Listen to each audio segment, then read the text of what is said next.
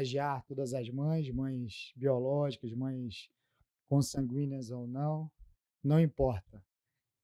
Não poderia deixar de ser um teminha para lembrarmos de alguns detalhes e alguns momentos da vida de Maria, muito transpassados com a vida de Jesus, detalhes trazidos, claro, pelo ilustre Humberto de Campos, espírito esse que, uma vez de retorno à sua pátria espiritual, teve a autorização e permissão de nosso Senhor Jesus Cristo, com a supervisão sempre muito rígida de Emmanuel, para detalhar alguns fatos da vida de Jesus e principalmente de Jesus e dos apóstolos, trazidos pela mão abençoada mediunicamente através da psicografia de Chico. Então, junto da cruz, a agoniada Maria produzia dolorosas e indeléveis impressões. Com um pensamento ansioso e torturado, com os olhos fixos no madeiro das perfídias humanas, a ternura materna deixava-se recorrer ao passado em amarguradas recordações. Ali, na hora extrema, o filho bem-amado deixava-se voltar na corrente infinda das lembranças, lembrou-se da manjedoura, lembrou-se do nascimento de Jesus e perpassou em sua mente, naquela fração de segundos e minutos, de uma a uma, todas as cenas da infância, principalmente, e da vida inteira de Jesus. Lembrou-se de seu nascimento, lembrou-se da amizade com Isabel, lembrou-se das profecias do velho Simeão.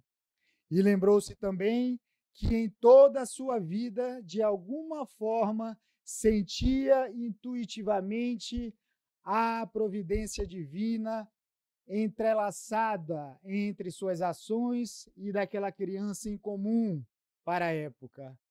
Mas era um ser humano e também tinha o direito de também percorrer em aflitivas interrogações.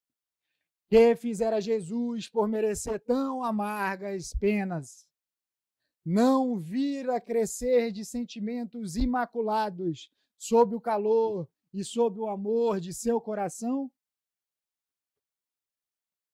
Percebeu também que, apesar dessas aflitivas interrogações, sempre dentro do seu santuário da consciência, se permitia confiar numa energia maior aprendida pelo seu próprio filho, verbalizada e ensinada pelo seu próprio filho. Mas ali, naquele momento, era um momento singular. Tinham direito de sofrer, tinham direito de chorar ao ver o filho naquelas condições.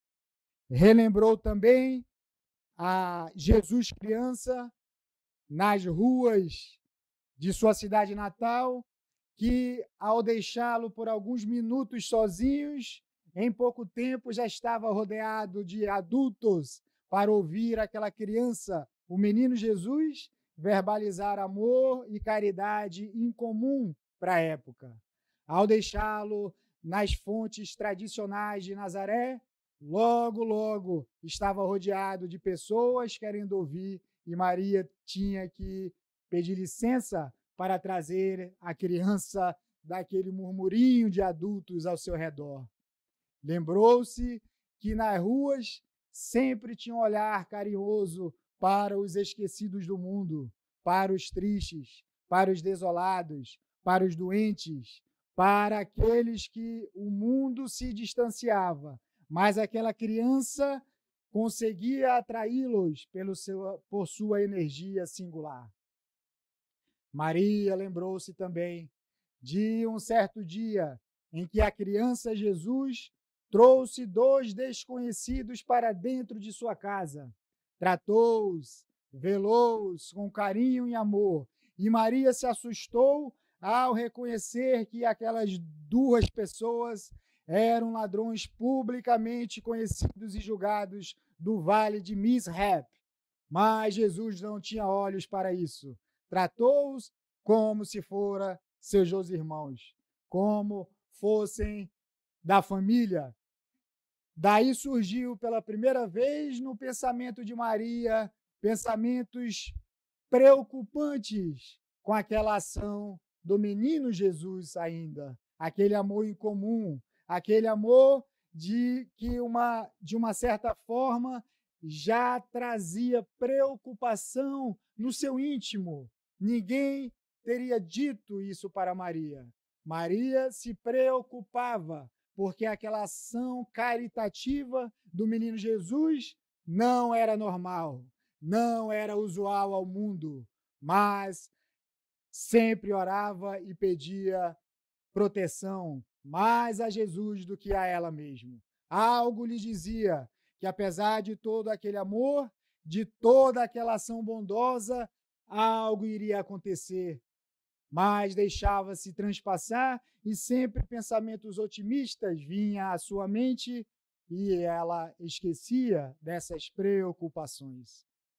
E Maria também lembrava já de Jesus na fase adulta, quando curava os paralíticos. Quando os paralíticos, ao tocar, muitas vezes só de chegar perto de Jesus, voltava a caminhar diante de seus olhos. Ela não entendia. Ela continuava a rezar. Maria lembrava também quando o nosso Senhor Jesus Cristo curava os cegos e os cegos voltavam a enxergar.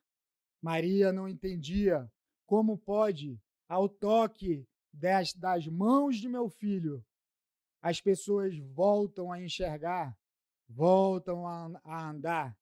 Ela não entendia, mas era mãe, amava e o amor dentro dela só aumentava.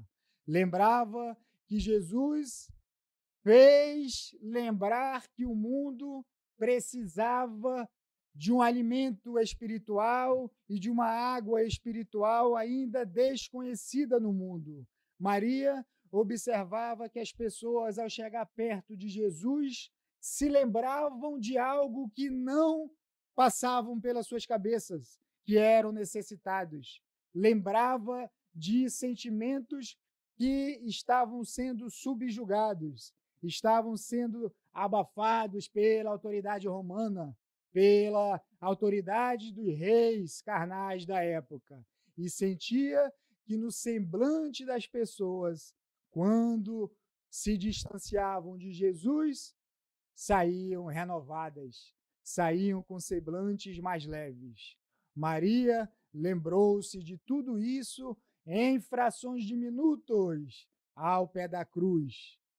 Lembrou-se que Jesus nunca houvera esquecido de respeitá-la.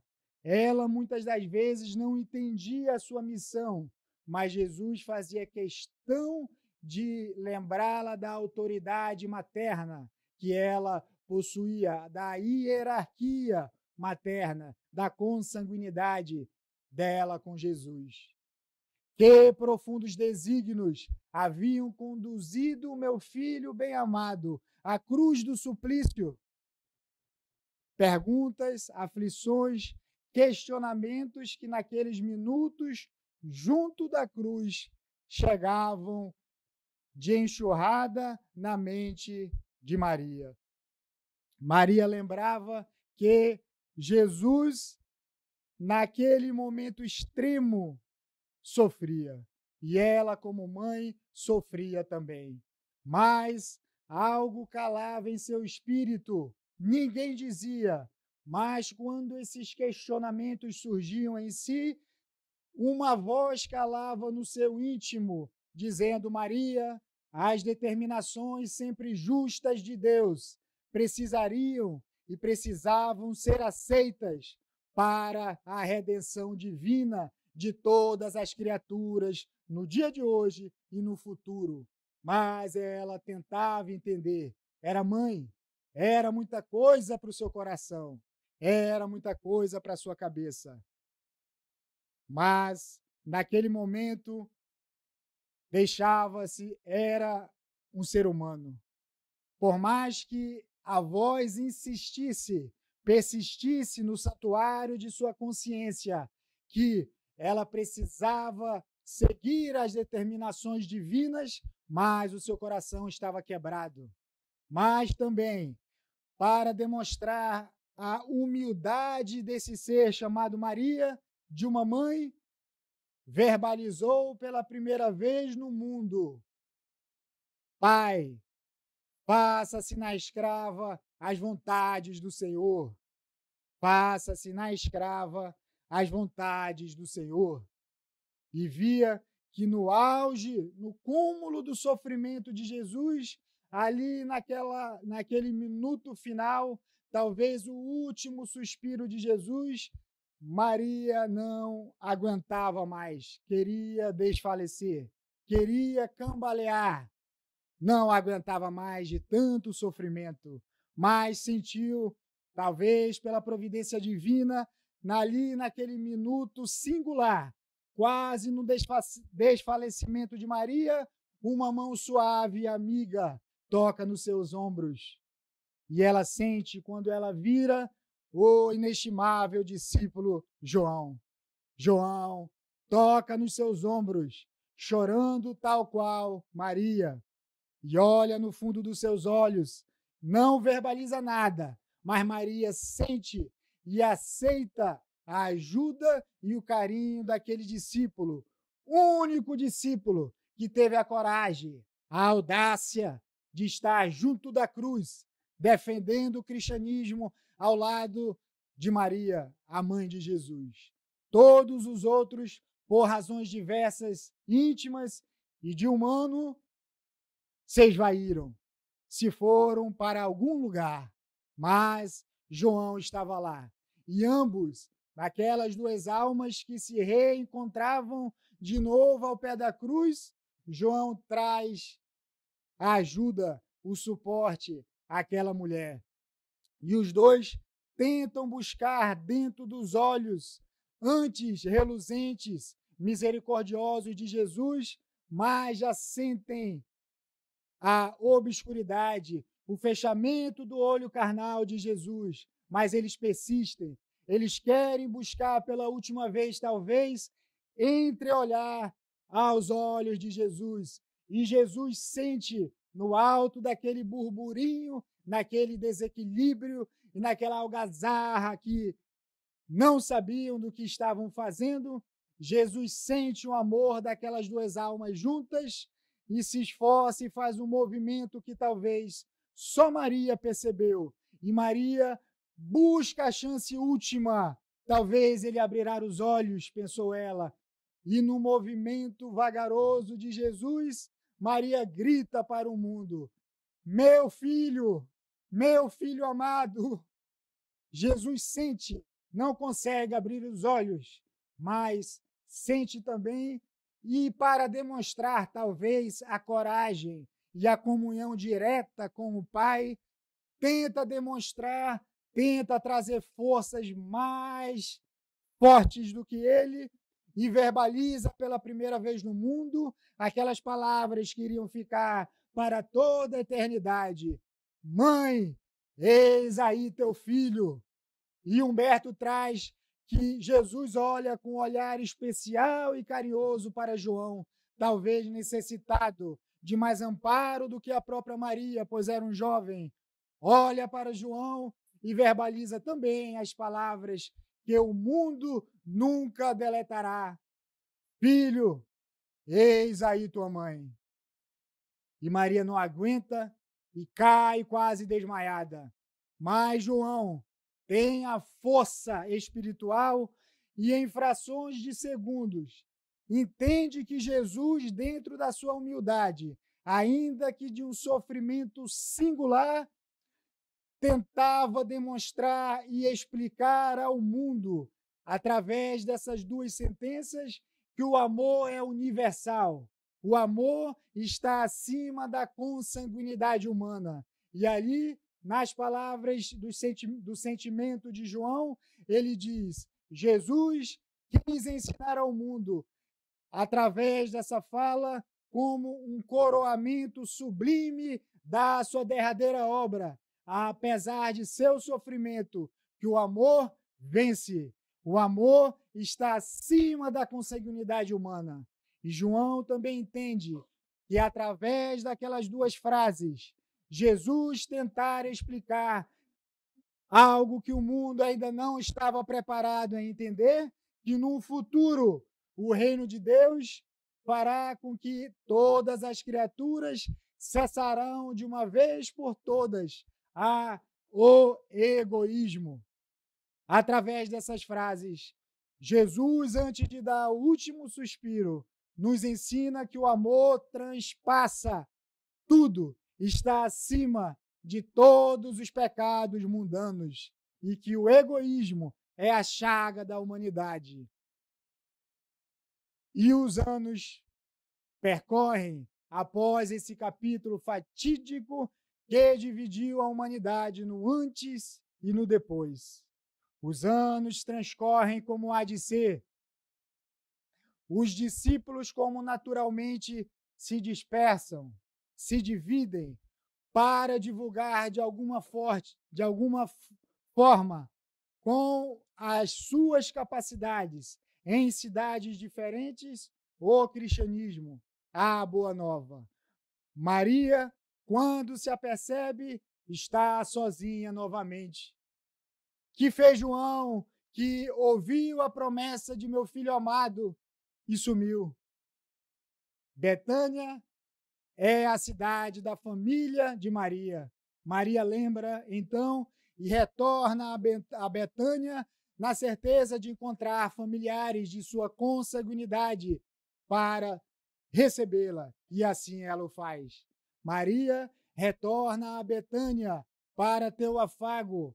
Os anos se passaram tristes e saudosos para aquela mulher na solidão, apesar de encontrar familiares em Betânia.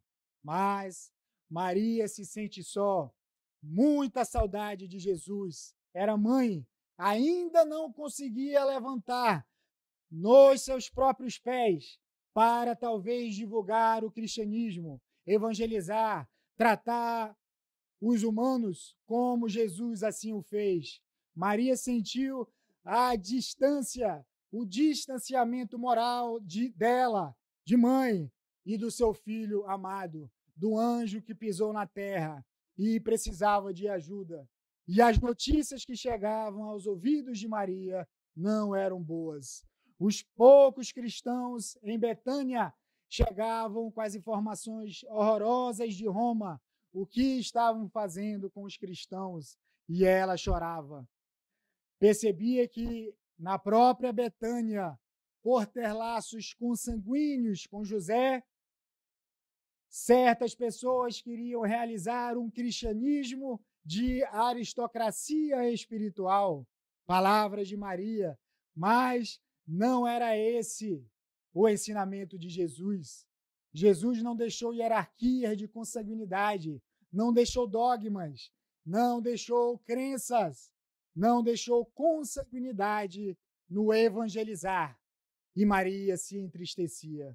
Maria percebia que em Jerusalém, na santidade daquela cidade, a briga e a confusão entre os cristãos e os judeus se avolumavam, se acirravam, e isso fazia com que Maria se sentisse mais triste ainda.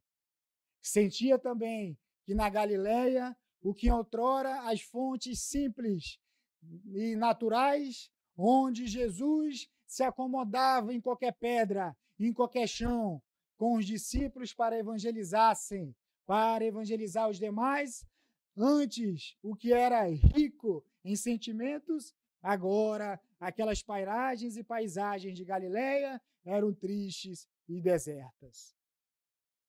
E os anos passaram difíceis para Maria. Ela queria fazer algo mais. Sentia dentro de si que ela era mãe, mas talvez não só mãe de Jesus. E num momento difícil da vida, transpassando pensamentos de um ser humano, de uma mãe usual e normal, Quem bate a sua porta? O estimável discípulo João. E com os olhos cheios de lágrimas, João vira para Maria e verbaliza: minha mãe. Nunca iria esquecer da senhora. Estava em Éfeso. Algo me dizia que deveria propagar as ideias cristãs nascentes da Boa Nova. Aquela cidade simpática, Éfeso, as ideias cristãs. Algo me dizia que eu poderia confiar na senhora, que a senhora iria me esperar. Mas eu precisava também divulgar a Boa Nova em Éfeso. E eu não tinha como vir antes buscá-la. Me permita lhe convidar a vir morar comigo. Eu nunca iria deixar de realizar a promessa verbalizada por Jesus no último minuto de sua vida. Eu jamais esqueci da senhora. A senhora quer ir comigo? Vim buscá-la. Quero ser seu amparo até o fim de suas vidas. Não tinha uma casa, minha mãe, me perdoa. Assim como o seu filho, não tinha uma pedra em Éfeso para descansar a minha cabeça. Como lhe buscar? Como lhe trazer para um sofrimento que eu estava passando? Estava divulgando o cristianismo, uma prova muito difícil e pesada. Como lhe trazer antes para deitar comigo em pedras, desertos? Não poderia. Mas um simpatizante das ideias cristãs me cedeu uma choupana, pobre, simples, a alguns quilômetros de Éfeso. E eu vim lhe buscá-la. Agora, finalmente, Jesus, talvez, intuindo aquela pobre alma desconhecida para mim, cedeu uma choupana. E eu, sem perder um minuto sequer, abandonei meus afazeres na igreja e vim buscá-la. Se assim a senhora permitir, vem comigo. Sei que a senhora precisará de mim, mas eu precisarei da senhora muito mais até o fim de minha vida. Maria não se aguentou de surpresa, não se aguentou de felicidade. Jesus estava mais próximo de si novamente. João era o símbolo da esperança cristã ali à sua frente. E Maria foi com João a Éfeso. A choupana era simples, pobre, feia, mas era no alto de uma colina, próximo do mar. E ali naquela choupana, quando eles chegaram, eles sentiram que ali algo diferente estava desenhado para ambos. Aquelas almas que se reencontraram para talvez evangelizar, para talvez seguir as ideias cristãs como nosso Senhor Jesus Cristo queria finalmente. E Maria novamente aceita a ideia de Jesus. E João reúne-se com Maria e diz: mãe, a senhora terá que ser forte, porque tenho responsabilidades em Éfeso. Preciso também divulgar a boa nova lá na igreja. A senhora terá que ficar muitos dias sozinhas, mas não sozinha em pensamento, não sozinha em emoção. A senhora evangeliza daqui, dessa choupana pobre e feia no mundo, e eu evangelizo de lá. Mas lhe prometo que nunca mais lhe abandonarei, nem um dia sequer. Voltarei, tentarei voltar todas as noites, se assim puder, para ficarmos juntos. E aquilo era Jesus novamente personificado na figura de João. E ela aceita o desafio. E Maria começa a evangelizar em frente àquela choupana, no cume da montanha, próximo ao mar. Vinha um, vinha dois. Maria se entristecia. Será que o mundo esqueceu de Jesus? Cadê os cristãos? Onde estão os discípulos? Mas as ideias, o burburinho correu em Éfeso. E assim que souberam que a mãe de Jesus estava em poucos quilômetros daquela cidade, filas e filas quilométricas foram em busca da mãe de Jesus. E Maria abre as portas da choupana e quando ela vê filas de transeuntes desconhecidos, maltrapilhos, fedorentos, sujos, com sede e com fome, mas com muito mais sede e fome de evangelho, de amor, do que do pão e da água material. E Maria se só ergue, encontra forças aonde não tinha mais e começa a evangelizar de um a um, assim como fez Jesus. E percebe que de suas mãos, percebe que de sua cabeça e de seu corpo saem energias que ela desconhecia, mas ela segue de um a atender aquelas almas necessitadas. E todos, ao chegar próximo de Maria, já saíam também com os semblantes reluzentes, melhorados, saudáveis. Maria não entendia, mas entendia que era Jesus, através dela, santificando, amparando e cuidando dos maltrapilhos, dos esquecidos no mundo. E quando João voltava para Choupana, eram só felicidades. João contava os detalhes de suas evangelizações em sua igreja e Maria não se continha de alegria e de emoção. E contava a ela as ações caritativas que ela fazia sozinha, entre aspas, para atender aquela multidão de necessitados. Até que um dia, um mendigo ferido, leproso, chegou próximo de ser atendido e as pessoas se distanciavam, mas Maria, uma força irresistível, fazia que as suas mãos beatíficas e balsamizadas tocassem naquelas mãos leprosas. E aquele ser melhorou. Aquele ser fez diante de seus olhos sumir aquelas feridas, aquelas úlceras, e aquele ser abandonado e esquecido no mundo olhou nos olhos de Maria e disse: mulher, sois a mãe de nosso Senhor Jesus. Sois, portanto, a nossa Mãe Santíssima. E aquela palavra, pela primeira vez verbalizada no mundo, no planeta Terra, saiu de um ser com um bacilo de Hansen, saiu de um leproso. Então, ainda hoje, quando lembrarmos, quando lermos, quando cantarmos a nossa Mãe Santíssima, devemos a um ser com um bacilo de Hansen, de um leproso. Saiu de sua boca.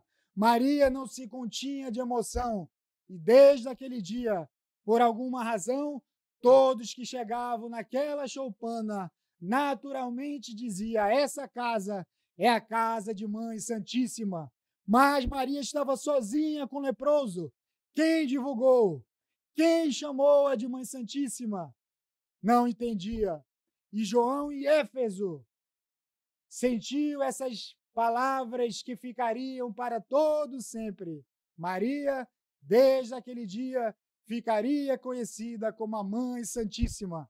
E João, ao retornar àquela choupana feia e esquecida do mundo, disse, olhando para Maria: mulher, o mundo será eternamente grato, pois fora a sua grandeza espiritual que o emissário de Deus pôde penetrar na atmosfera escura do mundo para balsamizar os sofrimentos das criaturas. Obrigado, Mãe. Obrigado, Mãe Santíssima.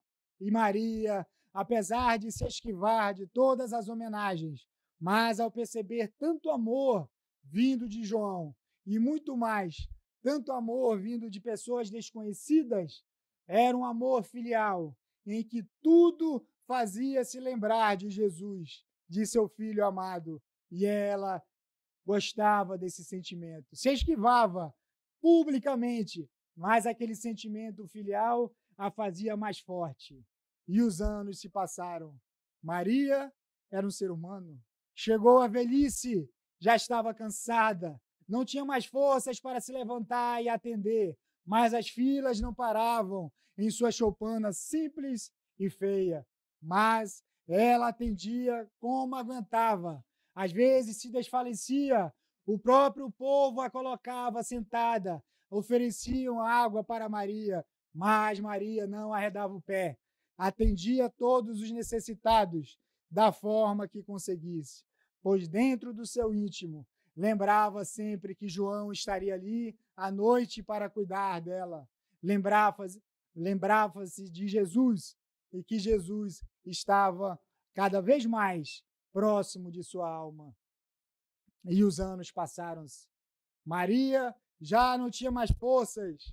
Maria talvez já não tinha mais visão para enxergar direito os transeuntes, mas não importava. O toque, a mão, a proximidade com suas energias fazia curar os transeuntes desconhecidos. E uma certa feita, um mendigo com tantos ultrajes, maltrapilhos, e ela, sem poder enxergar, não entendia direito quem era que se aproximava. Aquela voz fez-la lembrar de João, aquela voz fez lembrar de Simão Pedro, fez lembrar de Tomé, de todos os apóstolos. E o mendigo desconhecido dizia: tenha forças, a senhora é a luz no mundo. Vimos aqui atrás de sua força, de seu amor, de seu carinho. Aguente firme, a senhora voltará com certeza ao reino de Deus. E Maria se deixava levar por aquelas palavras de consolo. No seu íntimo perguntava: eu doei por todos esses anos. Quem é esse mendigo misterioso que traz uma voz tão simpática ao meu ser, que trouxe pela primeira vez palavras de conforto? Tudo bem, palavras que eu dava aos outros, mas hoje, e no estado que eu estou, devo ser humilde para receber quando não conseguimos doar. Quem será esse mendigo maltrapilho e aceitável? E o mendigo dizia: vim pedir bênçãos da senhora, vim pedir auxílio, vim pedir luz, que a senhora é a luz do mundo. E aquele anônimo transeunte estendeu suas mãos para tocar nas mãos de Maria e verbaliza, tentando que Maria ouvisse. E Maria, de alguma forma, consegue ter forças e abrir um pouco de seus olhos cansados e velhos. E aquelas mãos generosas, olhando para Maria, diz: minha mãe, venha aos meus braços. Maria não se contém, não acredita. Maria olha para aquelas duas mãos, observa as duas chagas e instintivamente, não tendo forças, mas olha para os pés e vê as úlceras e fala: meu filho, as úlceras que lhe fizeram. E instintivamente quer se ajoelhar ao pé de seu filho amado, que no íntimo sabia que nunca ele iria abandoná-la. Mas não naquele dia. Jesus levanta e, beijando suas mãos carinhosamente, naquele dia, Jesus ajoelha-se aos pés daquela mulher e diz: sim, minha mãezinha, sou eu, seu filho amado. Venho buscar-te. Meu Pai quer que sejas no meu reino a rainha dos anjos. E Maria desfalece e desencarna nos braços de Jesus. Alguns dias de velório, João, muito triste, ver o corpo inerte daquela santa mulher naquela choupana, filas e filas inesquecíveis e quilométricas para dar o último adeus àquela mulher.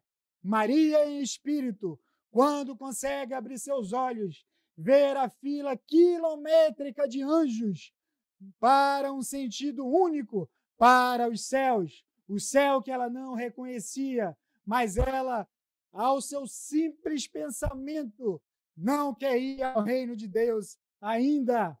E lembra das informações dos cristãos em Roma, sofrendo aquele show de horrores, de assassinatos.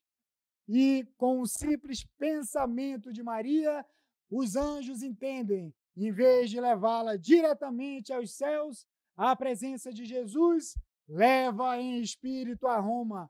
E Maria sobrevoa sobrevoando aquele circo de horrores em Roma, onde vê os cristãos enclausurados, presos, e aquelas portas trancafiadas, aqueles locais sujos e fedorentos, e eles desesperados. Ela sente o desespero no ar, e antes que as portas se abrissem para os cristãos ser comidos pelos leões, para o divertimento das autoridades enseguecidas de Roma, ela chega a uma mãe mais desesperada e sussurra em seus ouvidos: não se desespere, cante comigo, lhe cantarei uma canção de meu coração. Portanto, senhores, toda vez que as senhoras e os senhores cantarem a canção para seus filhos amados, à noite, lembre-se de Maria, lembre-se dos primeiros cristãos,